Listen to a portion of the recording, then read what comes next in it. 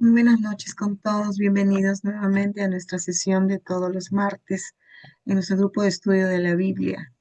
En esta ocasión vamos a continuar con la primera carta a los Corintios, acabando el capítulo 9 para entrar ya al capítulo 10. Mil disculpas por la voz, pero bueno, estoy pasando por un proceso gripal que ya estoy sanando. Pero no voy a hablar mucho, ustedes sí, y Dios mediante esperamos que sí, que seamos muy activos, pero vamos a ponernos en presencia del Señor para que sea Él que guíe esta sesión de la mano de Manuel para la unión de todos nosotros. ¿Alguien desea, por favor, leer la oración que está en la pantalla? Yo puedo leerla, Katy. Adelante, Graciano. Gracias. En el nombre del Padre. Gracias. En el nombre del Padre, del Hijo y del Espíritu Santo. Bendito seas, Señor, porque quisiste que tu palabra viva y eterna se conservara por escrito en los libros sagrados del pueblo de Israel y de la iglesia primitiva. Nosotros los veneramos con espíritu filial, reconociendo en ellos tu voz, que sale a nuestro encuentro a fin de revelarnos tus misterios más íntimos. Gracias a tu palabra permanentemente actual y de inagotable riqueza, te conocemos a ti, el único Dios verdadero. Que el Espíritu nos enseñe a interpretar correctamente tu palabra y que haga brotar de nuestro corazón el deseo de meditarla, abriendo nuestra alma para alabarte, darte gracias, implorarte y pedirte perdón. Amén. En el nombre del Padre, del Hijo y del Espíritu Santo. Gracias, Graciano. Empezamos, Manuel Pablo. Listo, gracias Katia, hermanos. Continuamos entonces con nuestra primera carta de Pablo a los Corintios. Nos quedamos el martes pasado en el capítulo 9, terminando el versículo 18, entonces retomamos de ahí. Y en fin, los temas irán saliendo y seguiremos conversando y dialogando como se está haciendo con tanta fuerza, sobre todo en estas últimas semanas. Cosa que me parece excelente, ¿no? Me parece excelente. Que haya participación, que haya interés, me parece una maravilla. Bueno, aquí nos quedamos. Siendo libre, dice Pablo, me hice esclavo de todos. ¿Quién puede leer?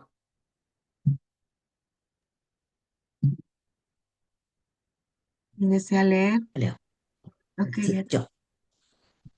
En efecto, siendo libre, me hice esclavo de todos para ganar al mayor número posible. Me hice judío con los judíos para ganar a los judíos. Me sometí a la ley con los que están sometidos a ella, aunque yo no lo estoy, a fin de ganar a los que están sometidos a la ley. Y con los que no están sometidos a la ley, yo, que no vivo al margen de la ley de Dios, porque estoy sometido a la ley de Cristo, me hice como uno de ellos, con fin de ganar a los que no están sometidos a la ley. Y me hice débil con los débiles, para ganar a los débiles. Me hice todo para todos, para ganar por lo menos algunos, a cualquier precio. Y todo esto por amor a la buena noticia, fin de poder participar de sus bienes. Gracias, Beatriz. Miren el mensaje de Pablo. Parte diciendo, soy libre, pero siendo libre me hice esclavo de todos a fin de ganar al mayor número posible. ¿Y todo por qué? Todo por amor a la buena noticia.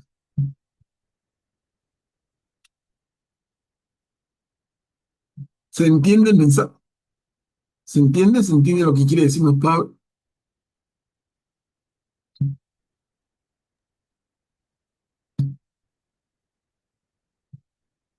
No, él no espera que todos lleguen a su nivel.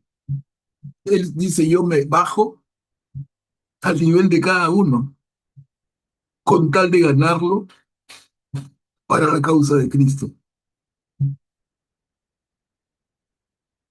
Entonces me hago judío con los judíos y me hago gentil con los gentiles, débil con los débiles, me hice todo para todos. ¿Y todo esto para qué? Para ganar por lo menos a algunos a cualquier precio.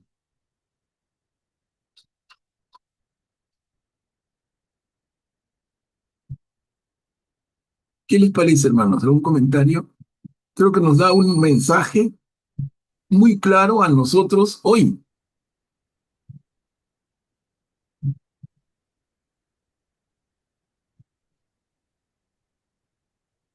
en el sentido de, como dice la palabra, abajarnos, ¿no? Abajarnos. No espero que todos suban a mi nivel, por lo menos pretendido nivel, ¿no? No espero que todos suban. Yo me hago débil con los débiles, me hago todo para todos, con tal de que pueda ganar a algunos. Miren esa actitud de Pablo. Esto me recuerda a Manuel Pablo en la sesión anterior cuando estábamos hablando de que a ver si veían a un sacerdote en tal lado o el esto. Que uno tiene que, así como Cristo pues iba y estaba con los pecadores, pero claro, no es que avalaba lo que hacían los pecadores, sino era enseñanza, ¿no? Y de ahí salían convertidos. Él está haciendo lo mismo, porque se hace como uno, se baja, pero para predicar, para llevar el evangelio, ¿no? Y ahí no queda. A mí yo personalmente, no quiero hacerte una pregunta aquí cuando dice, o sea, me hizo judío, él también era judío, me sometí a la ley con los que están sometidos a ellos, aunque yo no lo estoy, a fin de ganar a los que están sometidos a la ley. Eso a mí a veces todavía me causa un poquito de conflicto porque Jesús dijo, yo no he venido a quitar esto, ¿no? Sino a darle cumplimiento. Y es más, cuando Jesús estuvo en el desierto y respondía en la tentación, lo hacía con eso, con la ley, ¿no? Porque siempre dicen, no estoy sometido, como que si es algo tan malo. No, yo creo que no. A ver, les doy una opinión, ¿no? Porque en estas cosas ya creo que todos tenemos una posición. Y la idea es escucharnos y enriquecernos. Ujú. Pero yo creo que se refiere más que a la ley misma, a las obras de la ley, ¿no? Que es algo con lo que Pablo pelea. Que si tú quieres salvarte, tu salvación es en función de que Ah, ya. cumplan las obras de la ley. Y entonces Pablo dice, no, a eso. ¿Y cuáles son las obras de la ley? El respeto del sábado, el respeto de las comidas prohibidas, el respeto de la circuncisión, y etcétera, etcétera, etcétera, ¿no? Los 613 preceptos judíos. Yo creo que se refiere más a eso, a que quedes amarrada por el rigorismo de la ley,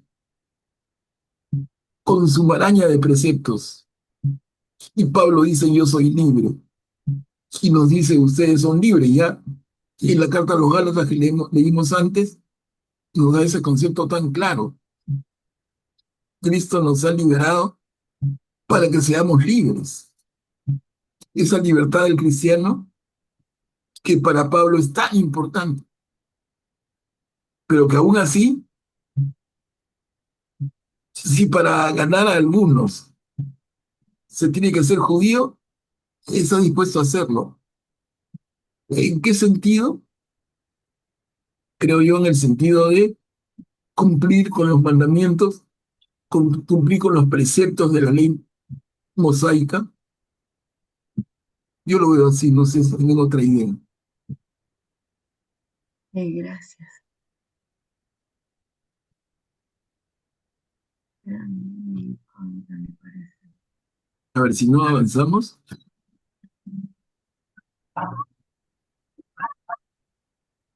luchamos por una corona incorruptible. Acá terminamos el capítulo 9. ¿Alguien desea leer la pericopa? ¿Puedo? ¿Puchi? Ah, ok, Sí, adelante, Puchi. gracias. Luchamos por una corona incorruptible. ¿No saben que en el estadio todos corren, pero uno solo gana el premio? Corran, entonces, de manera que lo gane. Los atletas se privan de todo y lo hacen para obtener una corona que se marchita. Nosotros, en cambio, por una corona incorruptible. Así, yo corro, pero no sin saber a dónde. Peleo, no como el que da golpes en el aire. Al contrario, castigo mi cuerpo y lo tengo sometido, no sea que, después de haber predicado a los demás, yo mismo quede descalificado. Gracias, Cuchi.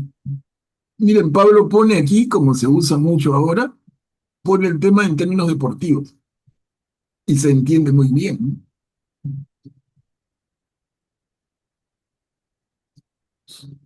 Los atletas se sacrifican tanto para obtener una corona que se marchita. Nosotros, dice Pablo, en cambio, por una corona incorruptible. Así yo corro, pero no sin saber dónde. Peleo, pero no dando golpes al aire. Al contrario, someto mi cuerpo. Entonces está usando términos deportivos conocidos en su época para explicar su carrera y para explicar su lucha, que es la carrera y la lucha de los cristianos. Y lo reconocemos claramente, ¿no?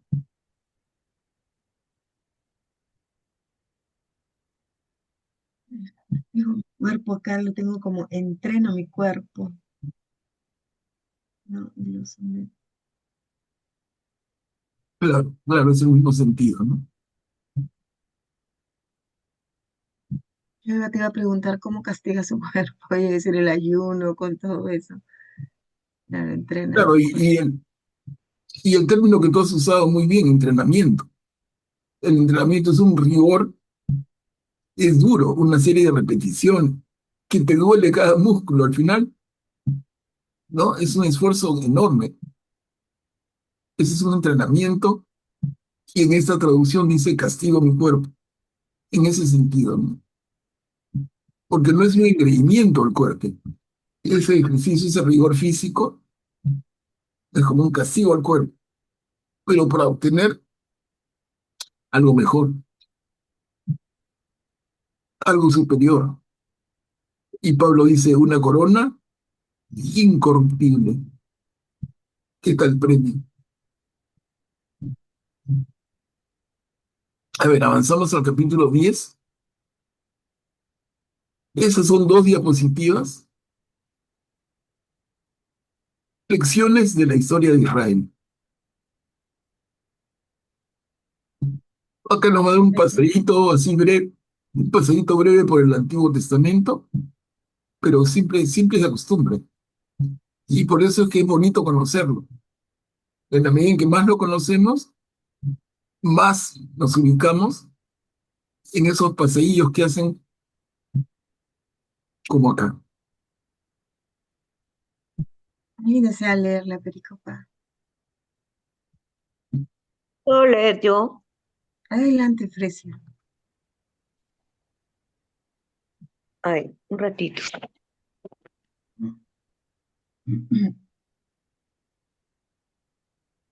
Porque no deben ignorar, hermanos, que todos nuestros padres fueron guiados por la nube y todos atravesaron el mar. Y para todos la marcha bajo la nube y el paso del mar fue un bautismo que los unió a Moisés. También todos comieron la misma comida y bebieron la misma bebida espiritual. En efecto, bebían el agua de una roca espiritual que los acompañaba, y esa roca era Cristo. Perdóname, A pesar, Grecia, un segundito. Mira, Sí, sí, para que no se les pase a ninguno. Mira, guiados por una nube. Dice, nuestros padres fueron guiados por la nube y todos atravesaron el mar. Claramente se refiere a la salida de Egipto y el libro del Éxodo nos cuenta que el pueblo de día avanzaba guiado por una nube y esa nube cuando se detenía era una señal de que deberían ahí hacer su campamento temporal. Y cuando la nube empezaba a moverse, era señal de que tenían que seguir caminando. Y la nube los guió. Y hoy sabemos claramente quién es esa nube. Esa nube es el Espíritu Santo. Miren a propósito de Pentecostés, ¿no? Y nos habla del paso del mar, el paso del mar rojo. Y ese paso del mar fue un bautismo que lo enseñó a Moisés. Y luego dice, todos comieron la misma comida, el maná del cielo, las codornices, y bebieron la misma bebida espiritual, como el agua de la roca. Claro, el agua de la roca que el Señor le indica a Moisés cuando el pueblo está sufriendo de mucha sed. Recordamos en el libro del Éxodo, ¿no? Moisés golpea una roca por indicación del Señor y la roca mana agua, agua cristalina, agua fresca y pura, que calma la sed de todo el pueblo. Entonces lo que está haciendo aquí, en estas líneas tan bien escritas, es un resumen de la gesta de la liberación del pueblo desde Egipto, ¿no? Clarito. A ver, continuamos, Frecia, por favor. a pesar de esto, muy pocos de ellos fueron agradables a Dios, porque sus cuerpos quedaron tendidos en el desierto. Todo esto aconteció simbólicamente para ejemplo nuestro, a fin de que no nos dejemos arrastrar por los malos deseos como lo hicieron nuestros padres. No adoren a falsos dioses como hicieron algunos de ellos, según leemos en la Escritura. El pueblo se sentó a comer y a beber, y luego se levantó para divertirse. No forniquemos como algunos de ellos, y por eso en castigo murieron 23,000 en un solo día. No provoquemos al Señor como hicieron algunos de ellos, y perecieron víctimas de las serpientes. Gracias, Frecia. Miren, todo lo que dice acá Gracias también. es un resumen del libro del Éxodo, eso de que mueren 23.000, que perecen víctimas de serpientes, y recuerdan que para parar esto, el Señor le dice a Moisés que fabrique una serpiente de bronce, ¿no? Y la levante. Y en el momento que la levantaba, esta, este ataque de las serpientes se detiene.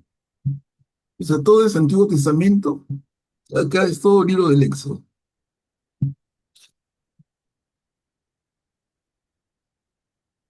Grecia, continúa, por favor. Activa tu micro. Grecia,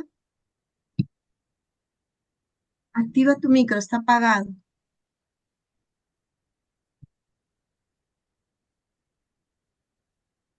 Lo que no lo puede activar. No nos rebelemos contra Dios, como algunos de ellos, por lo cual murieron víctimas del ángel exterminador. Todo esto le sucedió simbólicamente y está escrito para que nos sirva de lección a los que vivimos en el tiempo final. Por eso el que se cree muy seguro Cuídese de no caer. Hasta ahora ustedes no tuvieron tentaciones que superen sus fuerzas humanas. Dios es fiel y Él no permitirá que sean tentados más allá de sus fuerzas. Al contrario, en el momento de la tentación, les dará el medio de librarse de ella y los ayudará a soportarla. Gracias, Frecia. Gracias, profesor. Gracias. A ver, seguimos. Sentarse a la mesa del Señor y de los demonios. ¿Quién puede leer? Es esta sola diapositiva.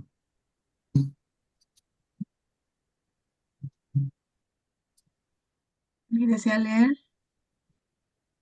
Yo leo. Ok, Rita, adelante.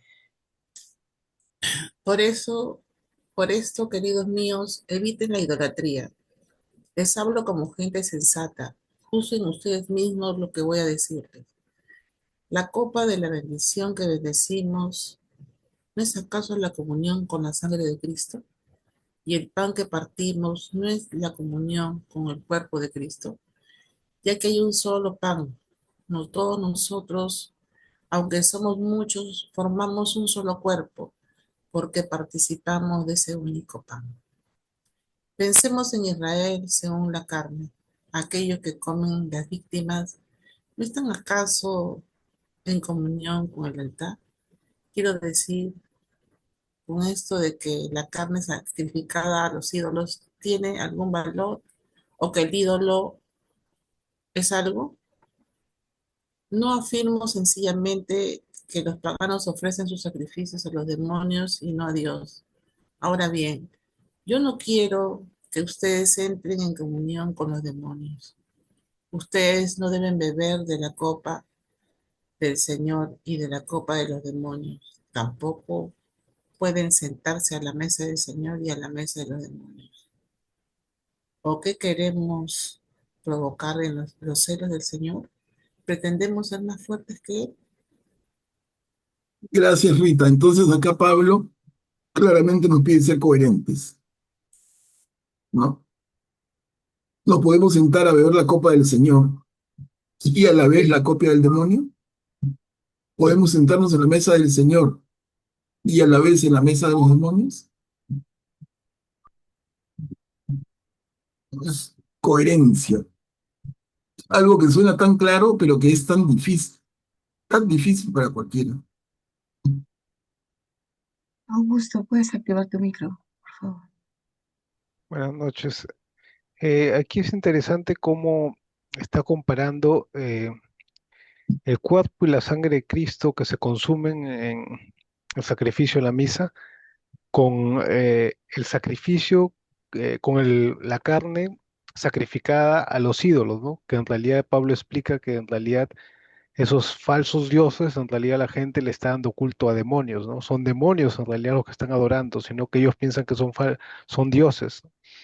Pero aquí este pasaje me acabo de dar cuenta que puede ser usado para explicar por qué la misa es un sacrificio, ¿no? Es uno de los pasajes que puede ser usado para eso. Ahí está comparando directamente, eh, en ambos está haciendo un paralelo con el sacrificio de la carne y aquí el sacrificio del cuerpo y la sangre de Cristo en el pan y el vino, ¿no? Gracias, Augusto. Buen punto.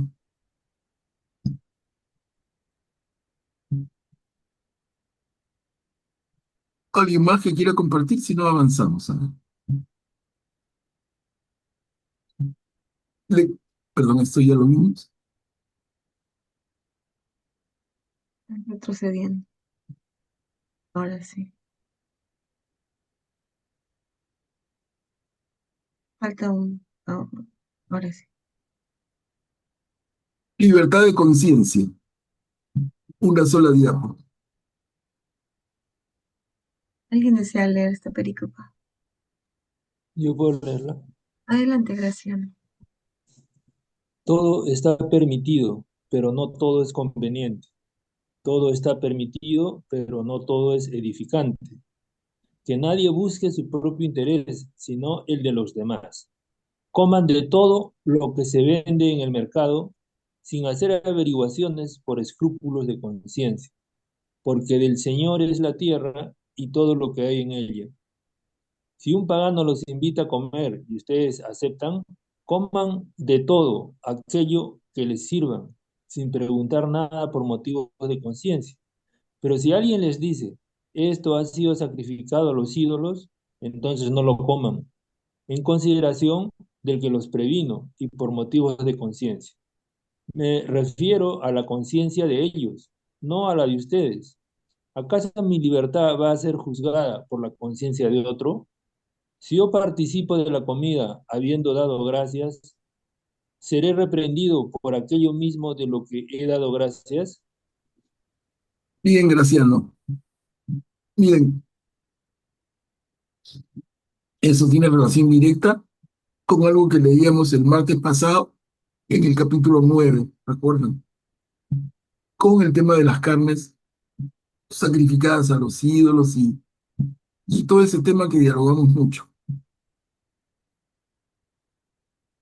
Cuando dice al comienzo, todo está permitido, pero no todo es conveniente. Todo está permitido, pero no todo es edifícable. ¿Qué les parece? Ese todo está permitido.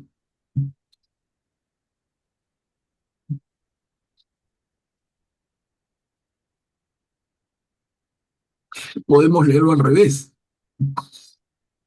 Nada está prohibido. A ver qué piensan. Graciano, puedes activar tu micro, por favor. Me parece que alude a la libertad que tenemos todos, ¿no? De decidir qué hacer. Tenemos que discernir si lo que vamos a hacer conviene, ¿no? Eso ya depende de cada uno. Augusto. Creo que se refiere a que los 613 preceptos judíos tenían muchas prohibiciones y restricciones, ¿no? Entonces aquí, refiriéndose a ese contexto en el que Pablo está viviendo, está diciendo, en realidad todo está permitido, ¿no? Es decir, Dios ve el corazón de la persona, ¿no? Dios nos juzga de acuerdo al corazón. Si tú, por ejemplo, aquí nos dice, si alguien va con el corazón limpio y come comida que ha sido sacrificada a ídolos, pero sin saber no está cometiendo pecados. Pero si alguien, digamos, sabiendo que es que el comer una comida sacrificada a ídolos, va a llevar a un hermano a que se confunda y piensa que tú estás adorando a ídolos y eso lo lleva a apartarse de la fe, ahí sí estaríamos cometiendo pecado, ¿no? Entonces, Dios juzga el corazón de la persona. Eso es lo que yo creo que Pablo está dando a entender, ¿no? Que no debemos estar no debemos ya tener esos preceptos religiosos que tenían las autoridades judías, sino ver el corazón, ¿no? Circuncidarnos el corazón, como dice también la Biblia, ¿no? No necesitamos circuncidarnos literalmente, sino que nuestro corazón tiene que ser circuncidado en Cristo. Gracias, Augusto. Y como dijo Graciano, ese todo está permitido, va en relación directa con ese concepto que Pablo se preocupó de explicar tan bien en la carta a los Gálatas, y ese concepto de libertad. Una vez más, la libertad del cristiano. Si eres libre, entonces todo te está permitido. Pero ¿cuáles son los límites de esa libertad? Lo dice aquí, ¿no? Como eres libre, todo te está permitido, pero no todo es conveniente. Como eres libre, todo te está permitido, pero no todo te edifica. Y esos son los límites de la libertad. No es una libertad irrestricta, infinita, no. Haz lo que quieras, pero teniendo como premisa fundamental el interés de los demás, el respeto a los demás, el amor. Y lo dice empezando el siguiente párrafo, que nadie busque su propio interés, sino el de los demás. No sé, para mí, clarísimo. Y lo que está haciendo Pablo, me parece, y como comentó Augusto, está argumentando sobre lo mismo que ella nos planteó, para que nos termine de quedar absolutamente claro. Como un discernimiento, ¿no? Yo tengo que hacerlo en base a no a mi propio interés, sino a los demás, ¿no? Ver, puedo tener cosas buenas, pero debo saber cuál me edifica más, ¿no? Para poder optar, ¿no? Claro, cuál edifica y cuál no, porque hay cosas que no edifican, que más bien te hacen daño. Pero si tienes dos cosas buenas, Ah, ¿no? no, Ahí es donde ahí te tú digo, optas, ¿no? Claro, ahí tú optas. siento que tengo que ver la señal que me está dando, ¿no? ¿Cuál me va a edificar más, pero no en mi propio interés, sino con el bien de los demás, ¿no? Claro, y en este caso lo podemos ver incluso, Katia, en función del tiempo. O sea, nuestro propio tiempo es limitado y tú no puedes hacer 100 cosas porque el día no te va a alcanzar. Y yo recuerdo con mucho cariño una hermana con la que conversamos hace un tiempo que ella estaba metida en 100 cosas, en varias parroquias, en varias, grupos de tal, de cual, y me decía, no tengo tiempo, pero venía un poco a colación de esto, ¿no? Uno tiene que finalmente decidir a qué le dedicas tu tiempo, porque el tiempo no es un chicle que se estira, el tiempo al final son horas, horas que además se combinan con tu sueño, con tu atención a la familia, a otras obligaciones. Entonces, ¿cuánto tiempo te queda? ¿Qué compromisos puedes asumir? Y si no, se te hace un despelote todo. Todo se te mezcla, se te cruza, se traslapa una cosa con la otra. Quiero quedar bien con todo el mundo y no quedo bien con nadie, Escucha, comienza el comienzo. ¿no? Y Mm. entonces, por ahí también lo veo yo. En decisiones incluso del manejo de tu tiempo, incluso. Por ejemplo, Katia, tú me has comprometido y yo te, te agradezco infinitamente para ese curso presencial de los días miércoles que empezamos el próximo, ¿no? Te digo, yo te agradezco porque me encanta, me encanta. Es un regalazo que me hacen, que haya un grupo de personas que quieran escuchar sobre la palabra de Dios y que tenga yo la oportunidad de hablarlo, me parece un regalazo. Pero yo para poder tener ese tiempo, tengo que decir no a otras cosas, porque si no, ¿qué hubiera pasado? Tú me hubieras llamado como lo hiciste hace un tiempo, varios meses. Manuel Pablo, hay una oportunidad en la Parroquia Inmaculado Corazón de La Molina, un curso, podría ser en días miércoles. Yo te hubiera dicho no, Katy, porque lo tengo copado. Y el lunes también, y el martes contigo, el jueves con el otro grupo, y el viernes me voy al cine. Pucha, entonces mi disponibilidad se hace relativa, ¿no? Casi nula. Y sería resultado de haber asumido muchas cosas. Entonces yo trato y digo, no es que siempre pueda, ¿no? Pero trato de decir no a algunas cosas para tener disponibilidad en aquello que considero que es lo que más puedo contribuir. Porque si voy a todo, no puedo. ¿Cómo voy a ir a todos los grupos de varias parroquias que conozco, con varios sacerdotes amigos, y el domingo quiero ir a la misa del padre Pedro, que fue mi profesor, del padre Carlos, que también fue, del padre Aldemir, que es de mi parroquia cerca de mi casa,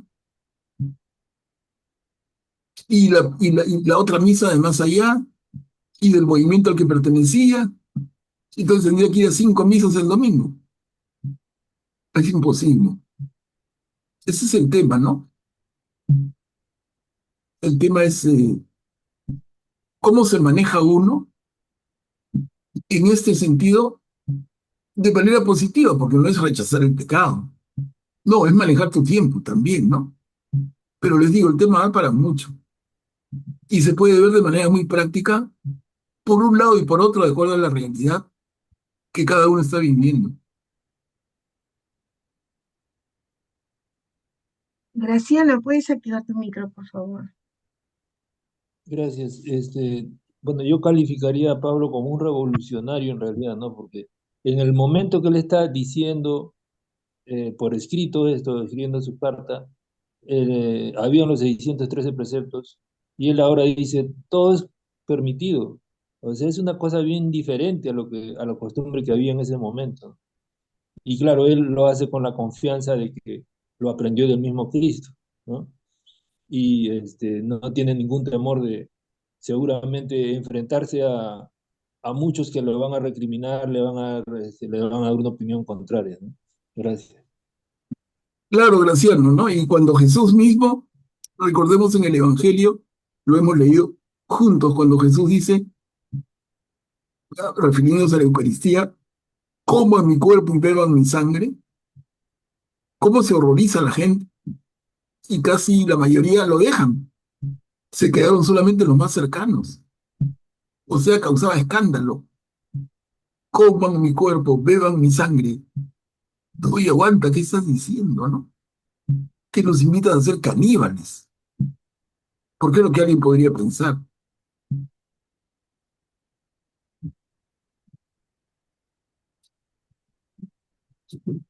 Y Pablo, realmente Pablo lo tiene clarísimo. Un gran valor de sus cartas es de que aclara cosas que Jesús ya habló y en el Evangelio están recogidas, pero Pablo marca la cancha como con cal, ¿no? Pone las rayas y fija las reglas, o sea, tremendo aporte que hace. A ver, avanzamos. En el camino el que quiere intervenir, lo hace nomás. No hay problema de regresar. Háganlo todo para la gloria de Dios. Acá nos saltamos del capítulo 10 al primer versículo del capítulo 11. Esta es una cosa rara, pero son cositas, ¿no?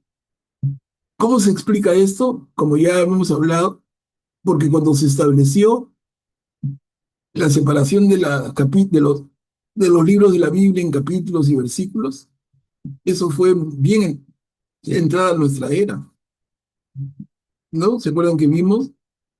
Los capítulos se meten dentro de los libros en el siglo XIII por un, un, un pata inglés que es excelente. Y en el siglo XVI y XVI se introduce el concepto de versículos por un francés igualmente excelente. Y nos permite un montón. Pero esa mano tiene sus pequeños errorcitos. Y por ejemplo aquí podríamos nosotros, pero ya imagínense lo que sería. Nosotros podríamos proponer que el capítulo 10 se extienda un poquito para que incluya el 11.1. Eso no se puede hacer, ¿no? Y a la Biblia nadie la toca. Y pasan estas cosas. Como ya el ejemplo más notorio de todos es el primer capítulo y el segundo capítulo del libro del Génesis. ¿No? Un vacilón, cómo están cortados de una manera no adecuada. Porque el capítulo 1 debía continuar un poquito, entrado el capítulo 2 y recién ahí hacer el quiebre con el segundo relato de la creación. Chequéenlo si quieren un ratito en sus Biblias, terminando la reunión, ¿no? Libro del Génesis, capítulo 1 y capítulo 2. Miren cómo se cortan. Es un ejemplo más. Y hay varios, no muchos, pero hay varios.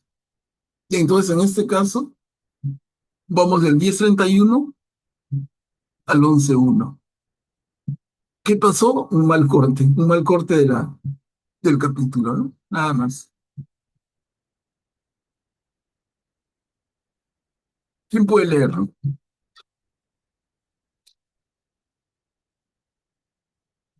En resumen, sea que ustedes coman, sea que beban o cualquier cosa que hagan, háganlo todo para la gloria de Dios. No sean motivo de escándalo ni para los judíos ni para los paganos, ni tampoco para la iglesia de Dios. Hagan como yo, que me esfuerzo por complacer en a todos en todas las cosas, no buscando mi interés personal, sino el del mayor número, para que puedan salvarse. Sigan mi ejemplo, así como yo sigo el ejemplo de Cristo. Gracias, Frecia. Gracias. Qué linda frase, y de verdad que está en Pablo, pero luego la repetimos por todos lados en la iglesia. Háganlo todo para la gloria de Dios, ¿no? Si nos ponemos a pensar cuántas veces decimos y escuchamos, recibimos esto como indicación de nuestros directores espirituales, de nuestros líderes en nuestras parroquias. Háganlo todo para la gloria de Dios.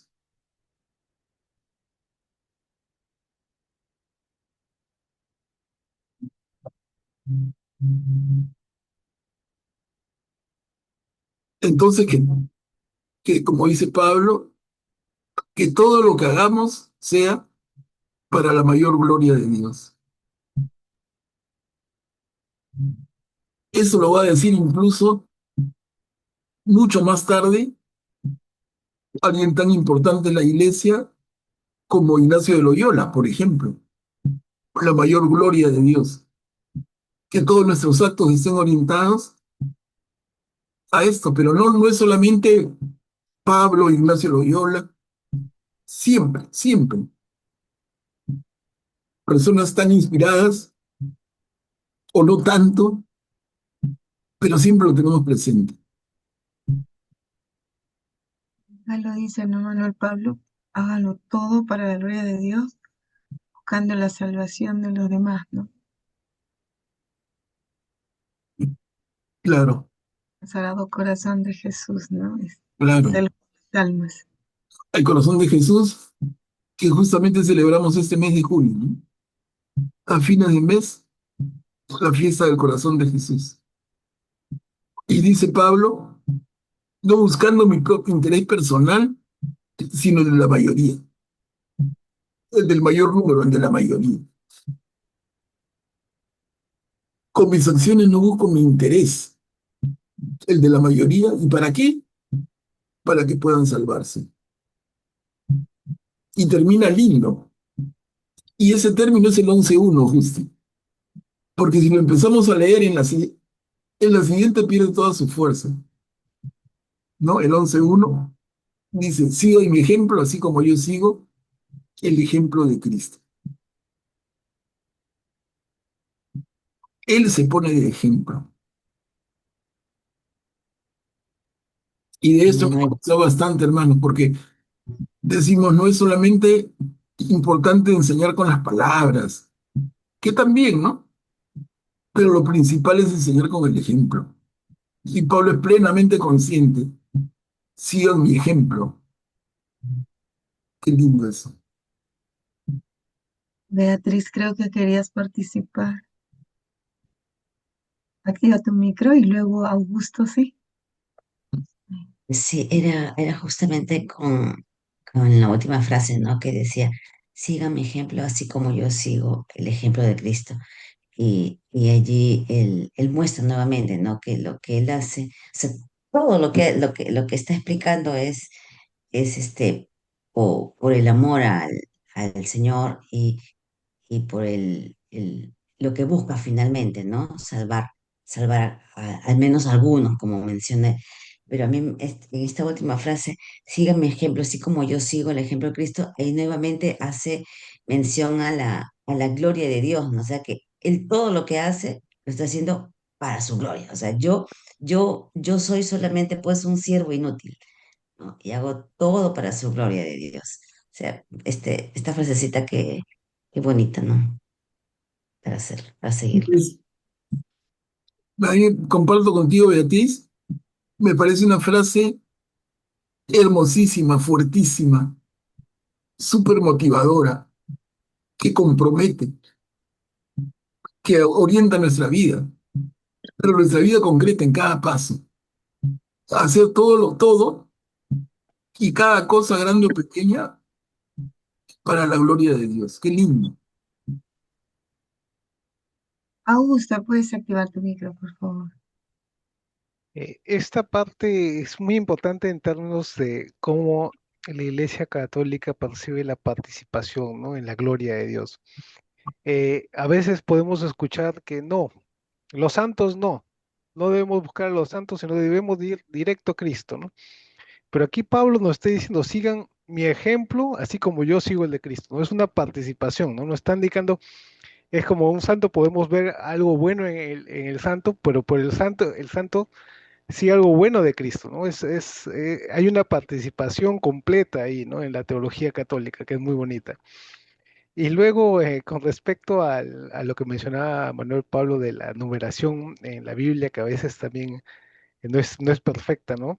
Y un ejemplo muy claro que me acabo de acordar es el que está en Apocalipsis, en el capítulo 12, ¿no?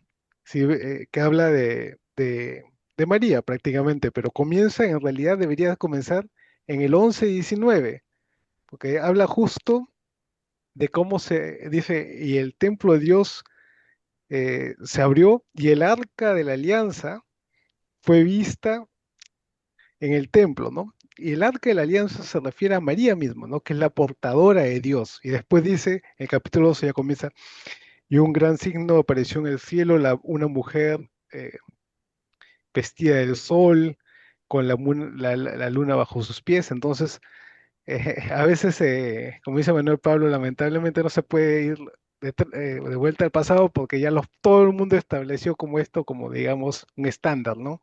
Y si cambiamos un escándalo, los protestantes, los ortodoxos, sería un escándalo, no se puede, pero siempre debemos tener consideración que a veces no podemos seguir exactamente los capítulos, sino el contexto, ¿no? Que están. Claro, claro, Augusto. Y como cuando dices esto, me haces acordar también algo que leía esta tarde en la historia de Abraham. Siempre la iglesia nos enseña que cuando quieres leer a Abraham, leas el libro de Génesis a partir del capítulo 12. Pero realmente a la mitad del 11 es que empieza la historia de Abraham. Porque habla de Teraj, su padre, con quien se casó, qué hijos tuvo, que tuvo además, Teraj, además de ser padre de Moisés, perdón, de Abraham, fue abuelo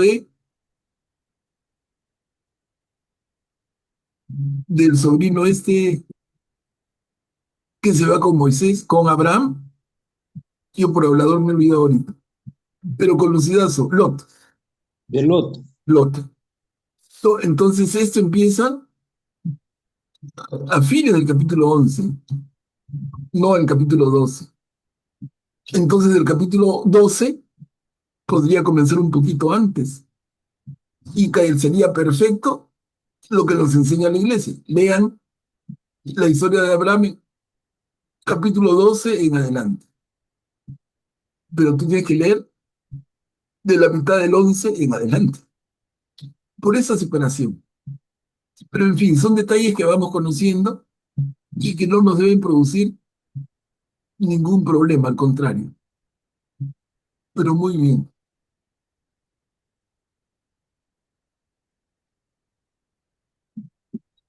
Quedamos entonces esta maravillosa frase que es una orientación una orientación de vida para todo auténtico cristiano. Debemos hacer todo para la gloria de Dios y pensar, eso que estoy haciendo en este momento es para la gloria de Dios. Y ahí se limita tu libertad. Y volvemos al tema de Pablo.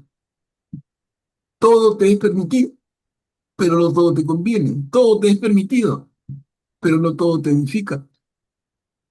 Todo te es permitido, pero todo es para la gloria de Dios. Es clarísimo, ¿no? A ver, avanzamos. En el capítulo 11 son dos diapositivas. El hombre y la mujer proceden de Dios. Esto también es de gran actualidad, miren, porque le va a dar a la mujer y al hombre la misma dignidad.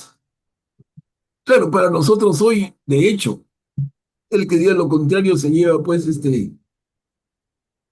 buenos insultos y bien merecidos. Pero en esa época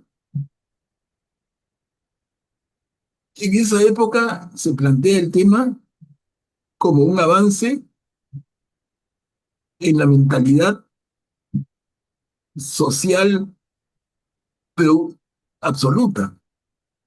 Es tremenda revolución también. A ver, ¿quién puede leer? Son dos diapos. ¿Quién desea leer? Yo puedo leer. Adelante, Graciano. Gracias. Los felicito porque siempre se acuerdan de mí y guardan las tradiciones tal como yo se las he transmitido. Sin embargo, quiero que sepan esto. Cristo es la cabeza del hombre. La cabeza de la mujer es el hombre y la cabeza de Cristo es Dios.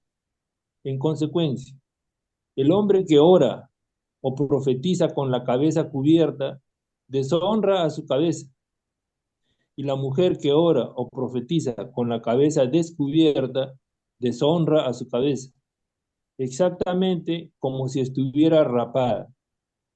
Si una mujer no se cubre con el velo, que se corte el cabello. Pero si es deshonroso para una mujer cortarse el cabello o raparse, que se ponga el velo. El hombre no debe cubrir su cabeza, porque él es la imagen y el reflejo de Dios, mientras que la mujer es el reflejo del hombre. En efecto, no es el hombre el que procede de la mujer, sino la mujer del hombre. Ni fue creado el hombre a causa de la mujer, sino la mujer a causa del hombre. Por esta razón, la mujer debe tener sobre su cabeza un signo de sujeción por respeto a los ángeles. Por supuesto, para que el Señor, la mujer no existe sin el hombre, ni el hombre sin la mujer. Porque si la mujer procede del hombre, a su vez el hombre nace de la mujer y todo procede de Dios. Juzguen por ustedes mismos. ¿Les parece conveniente que la mujer ore con la cabeza descubierta? ¿Acaso la misma naturaleza no nos enseña que es una vergüenza para el hombre dejarse el cabello largo, mientras que para la mujer es una gloria llevarlo así? Porque la cabellera le ha sido dada a manera de velo. Por lo demás, si alguien es amigo de discusiones, le advertimos que entre nosotros se acostumbra a usar el velo y también en las iglesias de Dios. Gracias, Graciano. Miren esto cómo nos lleva al tema del velo. El tema del velo que ha existido por siglos y siglos en la historia de nuestra iglesia. Y es no de hace mucho que la mujer ya va a la misa y a las ceremonias religiosas sin cubrirse la cabeza. No, no somos musulmanes para ponernos la túnica sobre la cabeza. Entonces la mujer se ponía el velo, el famoso velo, la mantilla, ¿no? No sé si alguno de los presentes recuerda, yo recuerdo perfectamente de haber ido a misa de niño y mi mamá, mi abuela, mis tías todas con mantilla. La mantilla se la sujetaban con esos palitos chiquitos que usan las mujeres que son casi imperceptibles para que no se vuelen, ¿no? Entonces se encajaban la mantilla y entraban a la misa. Y esa costumbre, miren desde cuándo viene.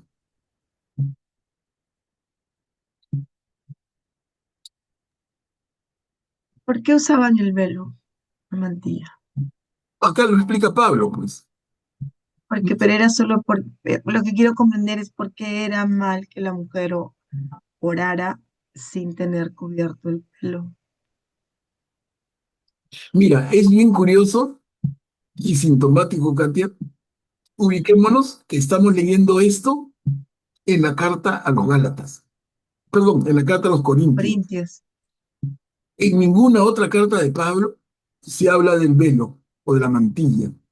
En ninguna otra carta. Se habla en la carta a los Corintios. Y mira el párrafo, el primer párrafo, la parte final, dice, si la mujer que ora o profetiza con la cabeza cubierta, deshonra su cabeza, exactamente como si estuviera rapada. Y dice más adelante, pero si es deshonroso para una mujer cortarse el cabello, raparse, que se ponga velo. Entonces, ese es un hecho histórico. Tú dices, qué raro, Pablo, ¿no? Qué raro, porque tiene que hablar de mujeres con la cabeza rapada. O sea, corte de pelado, pelado. Hay hombres ahora que se empiezan a quedar medio calvos y se pelan la cabeza y hasta se sacan lustre, ¿no? Pero la mujer no acostumbra raparse, salvo que se recibió una quimio y es temporal y luego el pelo vuelve a crecer. Entonces, unamos este concepto, miren, la cabeza rapada en la carta a los Corintios. Y les adelanto, con cargo a que, como todo lo que hablamos, ustedes mismos investiguen un poco más.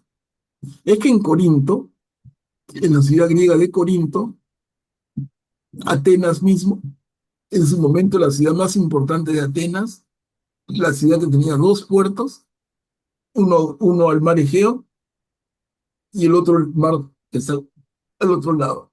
Dos mares, dos puertos en el Istmo. Entonces, en esta ciudad de dos puertos tan mundana, estaba el templo de Afrodita, en que se rendía culto a la prostitución sagrada. Es todo un tema, lo pueden investigar. Prostitución sagrada. ¿Qué sentido tenía para los griegos que la prostituta en el templo de Afrodita podía llevar al hombre en su unión con ella a casi casi acercarlo a Dios? Podemos entender en el culmen del placer sexual, con esas mujeres, el hombre tocaba a Dios. Miren esa visión, ese entendimiento. Entonces, para terminar la explicación, simplemente basta decir que estas mujeres, que eran sacerdotisas del templo de Afrodita, léase prostitutas, estas mujeres llevaban la cabeza rapada. Así se distinguían. La sacerdotisa del templo de Afrodita se rapaba la cabeza. La mujer estaba coco. Cuando Pablo habla de taparse la cabeza coca, y el único lugar donde habla de esto, porque no lo habla en ninguna de las otras cartas, sino justamente a Corinto, que tiene esa característica de la prostitución sagrada. Un elemento para que ustedes, si les da curiosidad, investiguen un poco más, porque hay bastante. No, es historia, es cultura de la época, así vivían, así pensaban los griegos y sobre todo en Corinto. Entonces muchos estudiosos hablan del velo, del de la mantilla tapando la cabeza rapada de la prostituta. Y por ahí se hace la leyenda. Pero al final de cuentas, queda como que fuera palabra de Dios, como que estuviera en la Biblia, como que fuera un mandato de Dios. Y por siglos la mujer se ha tapado la cabeza con una mantilla.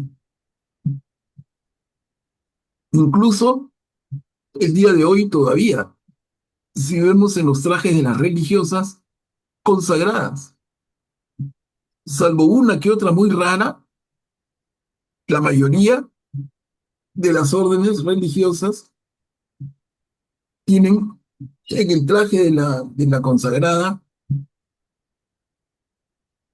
que se cubren la cabeza, no muestran su pelo. Y ya no solamente en el momento del domingo y la ceremonia religiosa, sino ya ellas en una consagración total todos los días. Pero miren, es todo un tema que es cultural, que viene de tan antiguo. Es como para investigarlo, ¿eh? Se los dejo yo como picándoles el diente y de verdad que cada uno en la medida de su interés busque más, pero hay bastante. Es cultural, como tú dices, ¿no? Porque acá también dice que los hombres no deben llevar el pelo largo, ¿no? Y ahora vemos un montón de pelo largo. Pero es claro de la época, ¿no? De lo que es de su cultura. María Teresa, por favor, activa tu micro. Sí, yo quería comentar que entre los judíos, las mujeres que son casadas se rapan la cabeza y usan peluca o se ponen turbante o pañuelos, ¿no? Y ahora en pleno siglo XX, diría al final del siglo XX, yo estaba en unas clases en Alemania y me tocó compartir con dos judías bien jóvenes y ellas nos contaron y nos enseñaron, se levantaron la peluca y nos mostraron su parte coca, ¿no? Nunca les pregunté mayor detalle, pero ahora que se trata del tema, bueno, en este caso es de las prostitutas, yo no sé qué relación o mm, a ver, qué clic hay con que la mujer se rape la cabeza. O sea, si esta sacerdotisa prostituta se rapa la cabeza, y estas judías, que lo único que le pregunté a estas señoras fue eh, si era obligación raparse la cabeza. Y me dijeron que sí. No sé si ellas eran judías más radicales, pero se vestían normal, como todo el mundo, ¿no? Y desde esa perspectiva no pensaba que eran judías radicales, pero a lo que voy es ¿qué tema hay con la rapada de la cabeza de la mujer, ¿no? Claro, María Teresa, yo creo que, como digo, el tema merece investigarlo cada uno. Y en la medida en que encuentren cosas, traerlas en una siguiente reunión y lo comentamos.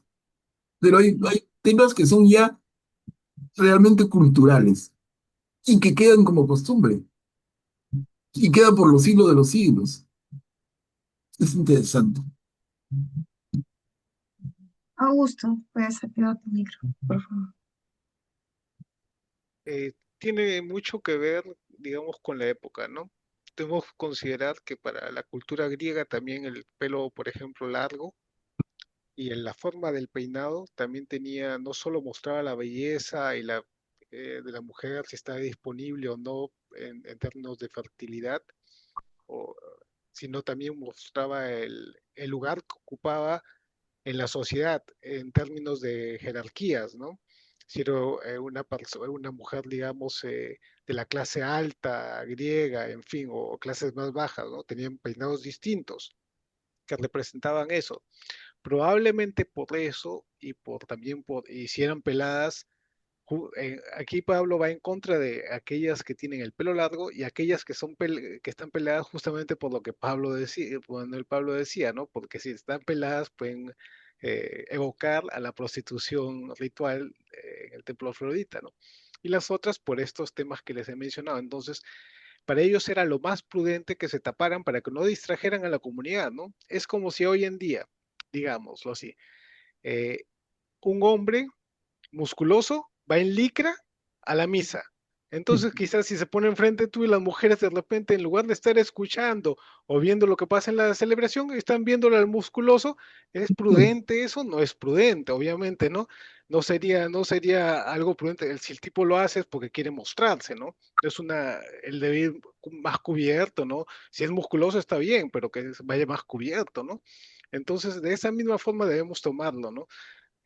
Para nuestros tiempos la iglesia lo hizo también por esa prudencia, ¿no? Para que las personas no se distraigan qué tan bonito el cabello está, qué tan bonita está la mujer, porque a veces los hombres se distraen más con las mujeres que las mujeres con los hombres, ¿no? Eso también es cierto, el hombre, por la misma testosterona, tiende a distraerse más con esas cosas físicas, ¿no? Entonces, por algo la iglesia lo hace. La iglesia siempre es sabia y tiene sus preceptos, ¿no? Que lo hayan quitado esa práctica a partir del Concilio Vaticano II, bueno, tuvieron sus razones, ¿no? Pero yo creo que ya se pasó al otro extremo, ¿no? Allá hemos pasado de ir bien vestidos y cubiertos a ya ir hasta ensayonadas y en shorts y a poco más ya vas en la playa adentro. Eso te iba a decir. La distracción no es el cabello, ahora es cómo vas vestido, porque ves los jeans con huecos, ves de todo y los hombres Pero Katia, hay de mira, todo.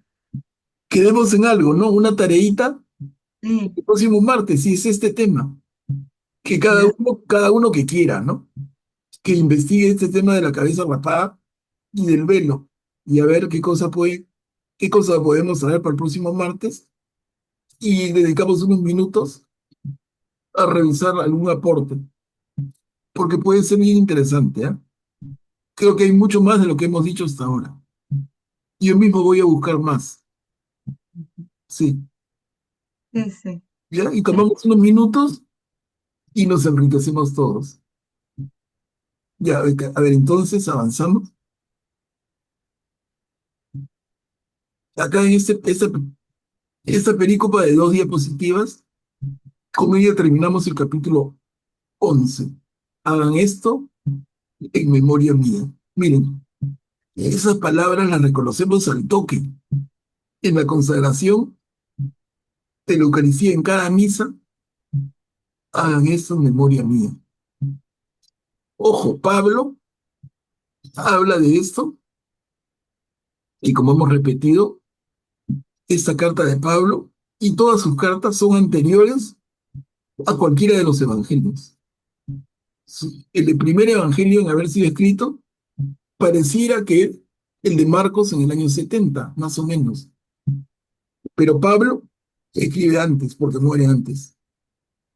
Pablo ha escrito antes. Miren, haga esto en memoria mía. ¿Quién puede leer? Como digo, son dos diapos. ¿Alguien desea leer? Es bonita la pericopa. A ver. Augusto, ¿quieres leer? Ya. A ver, y ya les hago esta advertencia. No puedo felicitarlos por sus reuniones, que en lugar de beneficiarlos los perjudican. Ante todo porque he oído decir que cuando celebran sus asambleas hay divisiones entre ustedes, y en parte lo creo. Sin embargo, es preciso que formen partidos entre ustedes para que se pongan en manifiesto los que tienen verdadera virtud. Cuando se reúnen, lo que menos hacen es comer la cena del Señor, porque apenas se sientan a la mesa, cada uno se apresura a comer su propia comida, y mientras uno pasa hambre, el otro se pone ebrio. ¿Acaso no tienen sus casas para comer y beber? ¿O tan poco aprecio tienen a la iglesia de Dios que quieren hacer pasar vergüenza a los que no tienen nada? ¿Qué les diré? ¿Los voy a lavar? En esto no puedo lavarlos. Lo que yo recibí del Señor y a mi vez les he transmitido es lo siguiente. El Señor Jesús, la noche en que fue entregado, tomó el pan, dio gracias, lo partió y dijo, esto es mi cuerpo que se entrega por ustedes. Hagan esto en memoria mía. De la misma manera, después de cenar, tomó la copa diciendo, esta copa es la nueva alianza que se sella con mi sangre. Siempre que la beban, háganlo en memoria mía. Y así, siempre que coman este pan y beban esta copa, proclamarán la muerte del Señor hasta que Él vuelva. Por eso, el que coma el pan o beba la copa del Señor indignamente tendrá que dar cuenta del cuerpo y de la sangre del Señor. Que cada uno se examine a sí mismo antes de comer el pan y beber esta copa. Porque si come y bebe sin discernir el cuerpo del Señor, come y bebe su propia condenación. Por eso, entre ustedes hay muchos enfermos y débiles, y son muchos los que han muerto. Si nos examináramos a nosotros mismos, no seríamos condenados. Pero el Señor nos juzga y corrige para que no seamos condenados con el mundo. Así, hermanos, cuando se reúnan para participar de la cena, espérense unos a otros. Y si alguien tiene hambre, que coma en su casa, para que sus asambleas no sean motivos de condenación. Lo demás lo arreglaré cuando vaya. Gracias, Augusto. Lo demás, dice Pablo, ya lo vemos juntos cuando esté con ustedes. Está planeando otra visita, ¿no? Entonces, pero señala algo que parece muy grave, algo que ya no vivimos hoy, pero por lo que hemos leído, es como que cada uno en la ceremonia de la Cena del Señor iba con una lonchera propia, y el rico llevó una tremenda loncheraza con vinos y todo, y el pobre pues llegaba una migaja, y se daban esas diferencias. Y Pablo, miren, la iglesia se está formando, y ya hay cosas que tienen que corregirse, y acá Pablo corrige con mucha fuerza. ¿Tienes hambre? Come en tu casa antes de ir. Y entonces tenemos ya la costumbre de tantos siglos en la ceremonia de la misa en que compartimos la Eucaristía, pero no cada uno lleva su lonchera, ¿no? Es algo que podría llamarnos mucho la atención, pero es real, miren. Es decir, que se formaban grupos, ¿no? Compartían. Y eso sí, pues se puede prestar. Hasta ahora, ¿no? Cuando se ven como dicen las argollitas. Claro, y las diferencias, Mm. ¿no? Ojalá que fuera que los que llevaban más compartieran los que no llevaban nada, pero no, no, se reúnen entre ellos y hacían bastante diferencia. Y la idea era justamente lo contrario. Eso por un lado, ¿no? Y por otro lado, esta maravilla. Miren, en el párrafo que estamos presentando, en la diapositiva, el último párrafo, ¿no? El Señor Jesús, la noche en que fue entregado, tomó el pan, dio gracias, lo partió. Este hoy es mi cuerpo que se entrega por ustedes. Hagan esto en memoria mía. Miren, no son las palabras que casi iguales escuchamos en la ceremonia de la misa en cada consagración. De la misma manera, después de cenar, tomó la copa diciendo, esa es la copa de la nueva alianza. Y en fin, o sea,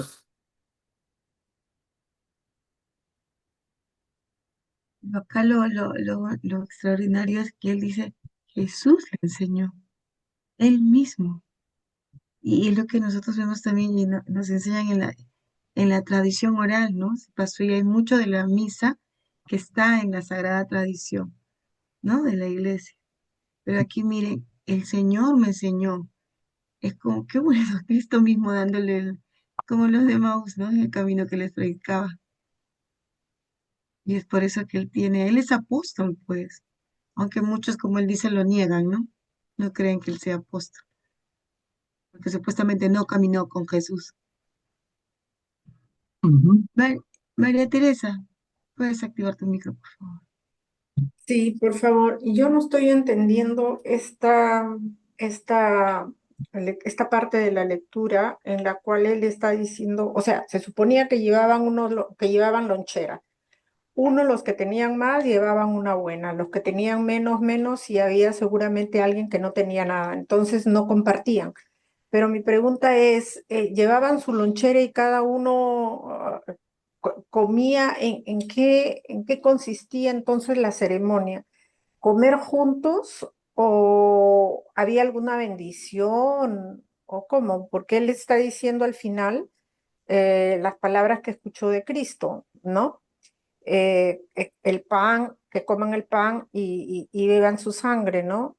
Entonces, no me explico, entonces él aclara algo, pero ¿está sucediendo otra cosa o todavía no estaba institucionalizado eso? ¿Cómo es? No entiendo. A ver, alguien que se anime, la, la inquietud de María Teresa es bien clara. ¿Alguien que se anime a contestarle? Como que participamos todos, a ver.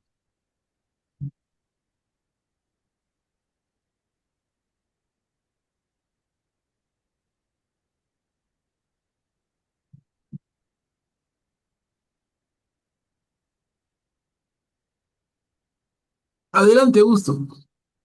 Mi señor. Eh, bueno, al principio pues debemos tener en cuenta que se celebraba en casas generalmente, ¿no?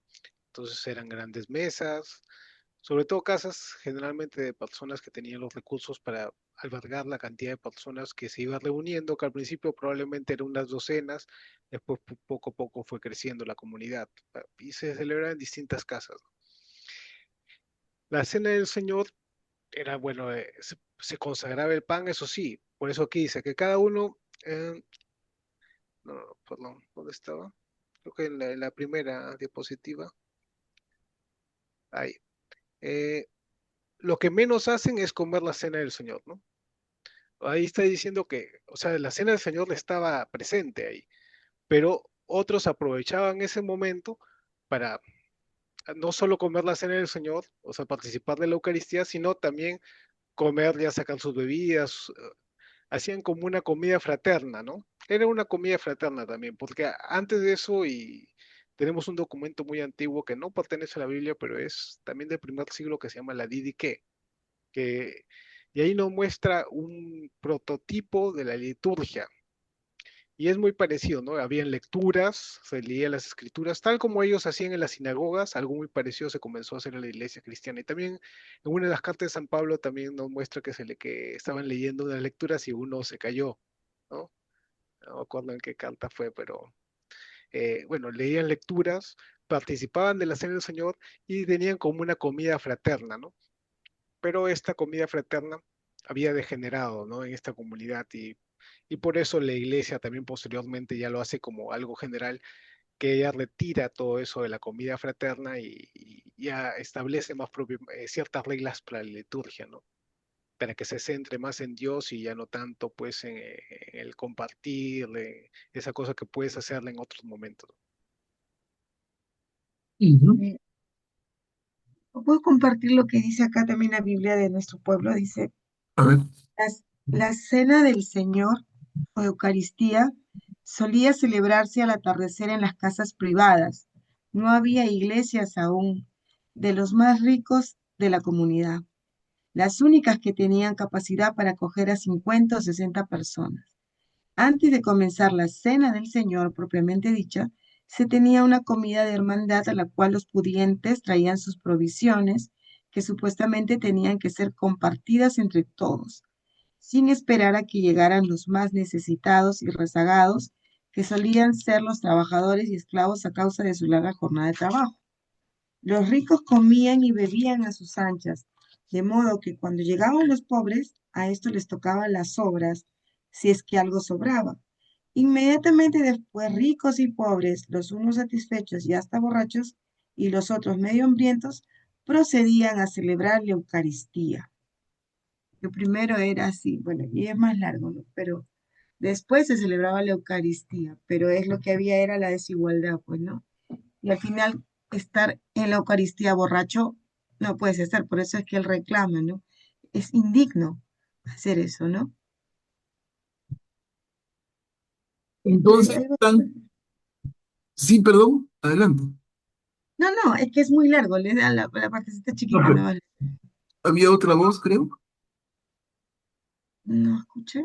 ¿Alguien desea participar? No, no, bueno. No, entonces son dos cosas, ¿no? Uno es poner orden en la ceremonia de la Eucaristía, y dos, es esto tan lindo y tan avanzado. Primera vez que leemos en el documento más antiguo del Nuevo Testamento la celebración de la Eucaristía como el cuerpo y la sangre de Cristo. Hagan esto en memoria mía. Luego lo vamos a ver en los evangelios. Pero recordemos, insisto, los evangelios se escriben después. Ahora, ¿es que se copian de Pablo? No. Es que esto ya estaba. Esto había sido una práctica que Pablo rescata y los evangelistas también rescatan. Graciano, ¿puedes activar tu micro, por favor? Gracias. A mí me llama la atención de todas maneras cómo Pablo puede repetir estas palabras que dijo Jesús en la última cena cuando él no estuvo en la última cena.